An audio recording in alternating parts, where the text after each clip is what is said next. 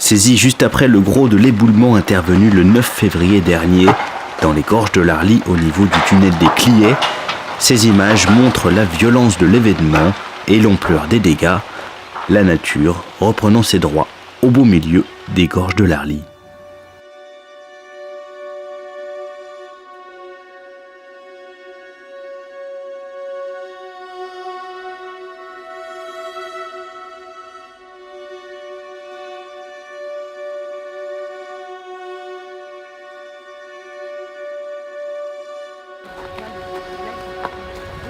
Ce vendredi 15 février, les élus du secteur étaient en visite sur place autour d'Hervé Guémard, président du département de la Savoie, pour prendre la mesure de la situation et de l'évolution du glissement.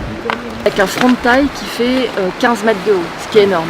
Donc ça veut dire qu'on a une décompression qui est en train de se faire et donc un appel au vide. Et en fait, les cibles qu'on peut avoir autour montrent que le mouvement continue doucement, mais il continue.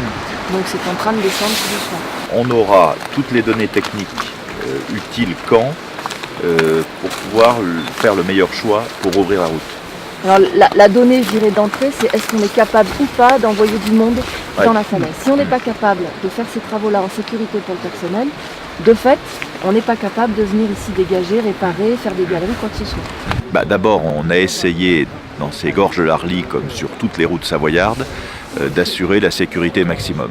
C'est-à-dire que nous plaçons des capteurs dans les zones à risque, et d'ailleurs deux, pour être sûr que si l'un tombe en panne, l'autre puisse nous renseigner des problèmes qui peuvent arriver. Et là, vendredi dernier, ça fait déjà quelques jours que les écarts s'accroissaient et que brusquement, nous avons eu cette accélération. C'est la raison pour laquelle nous avons fermé la route et quelques heures après, il y avait plus de 10 000 mètres cubes qui tombaient. Toutes ces dernières années, on a eu des chutes de rochers, mais de moins d'importance, de l'ordre de 2 mètres cubes, voire 3 mètres cubes.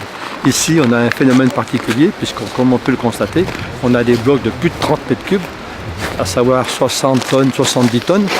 Et avec des pentes comme il y a là, rien n'aurait résisté, que ce soit un pare-bloc ou d'autres équipements. Notre inquiétude aujourd'hui est de connaître et de savoir comment ce bloc a atterri sur cette route. Est-ce qu'il a fait d'importants dégâts? Est-ce qu'il a emmené la route? On sait déjà que la tête du tunnel amont était endommagée sur 1,50 m. Et donc ça, c'est déjà très grave, important. Mais à partir du moment où on va dégager cette route, on en saura plus dans les mois à venir.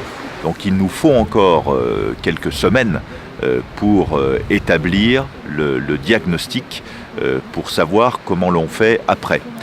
Je rappelle que si l'éboulement n'était pas tombé, nous avions ici des travaux prévus qui auraient dû commencer au mois d'avril et se poursuivre pendant toute l'année 2019. Donc on était déjà dans un secteur où des travaux étaient programmés. Donc maintenant, ce qui nous reste à déterminer, et je ne peux pas le dire aujourd'hui parce qu'on n'a pas encore le diagnostic complet, c'est est-ce qu'on reste sur les travaux qui étaient programmés après déblaiement, bien sûr, ou est-ce qu'on envisage d'autres solutions. Donc ça, c'est un sujet auquel on ne peut pas répondre aujourd'hui, mais évidemment, vous voyez les images derrière moi, elles parlent d'elles-mêmes. C'est évidemment très spectaculaire et c'est la nature et il faut faire avec, mais nous ne sommes pas résignés et on fera évidemment tout pour que cette route soit ouverte le plus rapidement possible.